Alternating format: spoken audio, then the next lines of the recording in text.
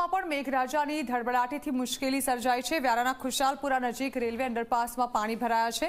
ગ્રામજનોને ભારે હાલાકીનો સામનો કરવો પડી રહ્યો છે। રેલવે અંડરપાસ પાણી થઈ જતા 5 જેટલા ગામના વાહન ચાલકો ફસાયા છે, તો સતર્કતાના ભાગરૂપે તંત્રએ અંડરપાસ બંધ કર્યો છે।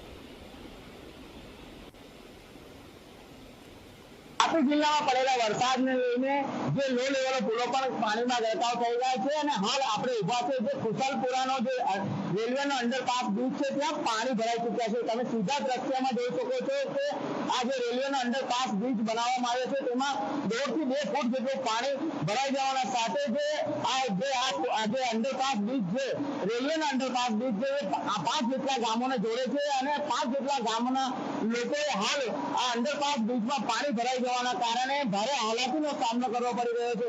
વાત કરવામાં આવે તો અંડરપાસ બ્રિજ જે રેલવેનો બનાવવામાં આવ્યો છે તે ખુશાલપુરાના ગામના લોકો અને અહીંયાથી અવરજવર કરતા હોય છે, પરંતુ અંડરપાસ બ્રિજમાં પાણી ભરાઈ જવાના કારણે જે 5 જેટલા ગામના લોકોએ 10 થી 12 કિલોમીટરનો ફરાવો કરી હાલ પોતાના ઘરે અને કામ અર્થે જવું પડી રહ્યું છે।